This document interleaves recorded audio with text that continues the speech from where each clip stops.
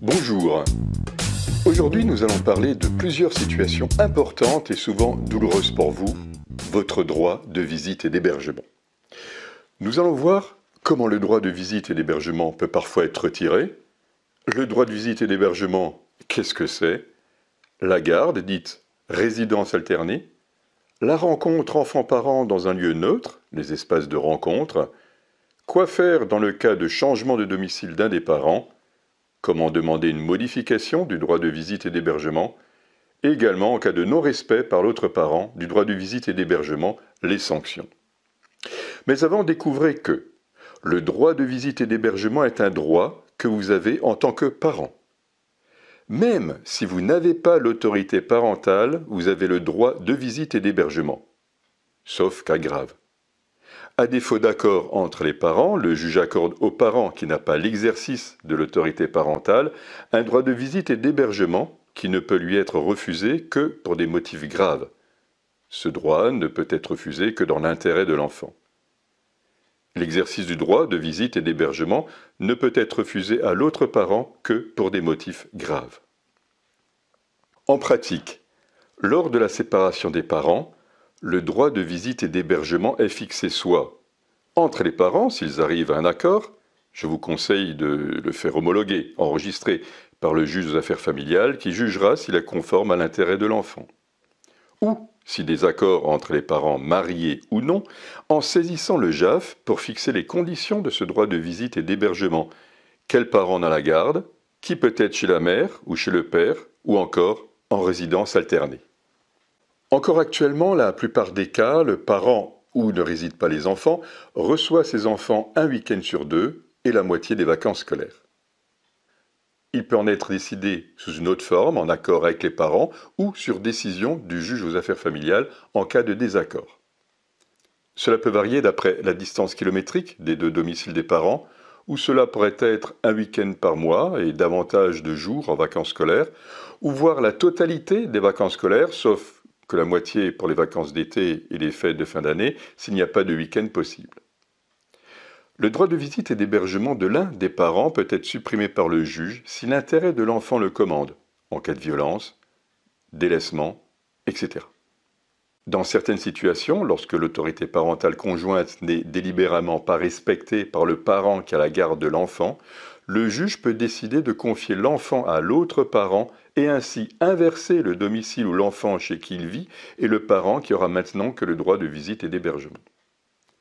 C'est d'ailleurs actuellement et malheureusement la seule mesure de sanction que peut prendre le juge vis-à-vis du parent qui ne respecte pas le fonctionnement, les modalités de la décision de justice de l'autorité parentale conjointe. La garde, dite résidence alternée, est une décision qui, semble-t-il, devient d'actualité, mais souvent estimée peu rendue. Pour recevoir une publication spéciale à ce sujet de la résidence alternée, il vous suffit pour le recevoir dans votre boîte mail de cliquer sur le premier lien dans la description. Le JAF peut décider par ordonnance en recours exceptionnel, lorsqu'aucun autre contexte n'est envisageable pour que l'enfant puisse rencontrer le parent, que l'enfant rencontre son parent dans un lieu neutre appelé espace de rencontre. Également, dans les situations où il y a une interruption ou des difficultés, des conflits dans la relation enfant-parent ou de placement, service social, juge des enfants. Ces espaces de rencontre, ce sont des lieux associatifs ou publics où l'enfant vient rencontrer le parent avec lequel il n'habite pas depuis la séparation, ou ses grands-parents ou fratries. Cette solution favorise le maintien ou la reprise de la relation enfant-parent. Ces espaces de rencontre, animés par des professionnels, ont pour but d'apporter un soutien à la relation enfant-parent et qui doit rester comme objectif la rencontre de l'enfant avec son parent. Cette possibilité peut se faire aussi à la demande du parent. Cette disposition est transitoire, limitée dans le temps par le juge, suivant l'évolution de la situation. Quoi faire dans le cas de changement de domicile d'un des parents ? Cette volonté de changement de domicile d'un parent doit être communiquée à l'autre parent et ceci peut entraîner des modifications du droit de visite et d'hébergement pour tenir compte de l'éloignement différent. Le JAF peut être saisi pour prendre de nouvelles décisions. Pour la protection des victimes de violences, le juge et lui seul peut autoriser le parent à ne pas révéler son adresse.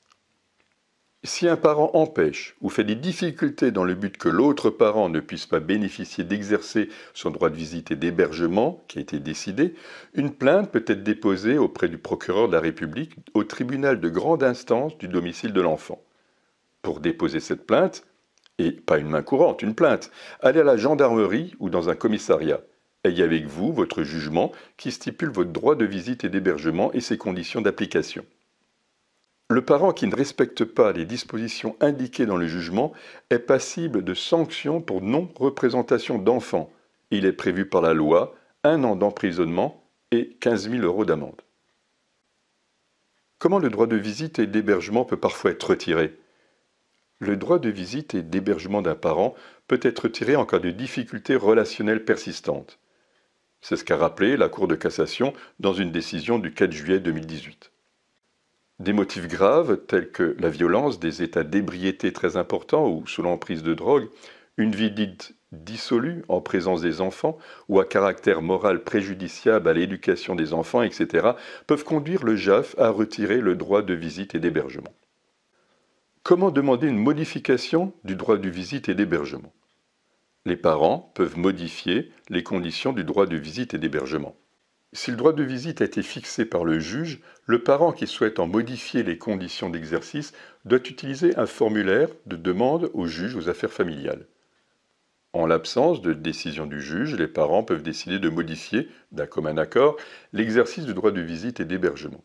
En cas de désaccord entre eux, il convient de saisir le juge en utilisant le formulaire de demande au juge aux affaires familiales. Cliquez maintenant sur le premier lien dans la description pour recevoir avant tout le monde la suite. Vous pouvez également déposer votre témoignage en cliquant sur le deuxième lien. Prenez soin de vous. Faites partie des parents séparés qui se bougent. À bientôt.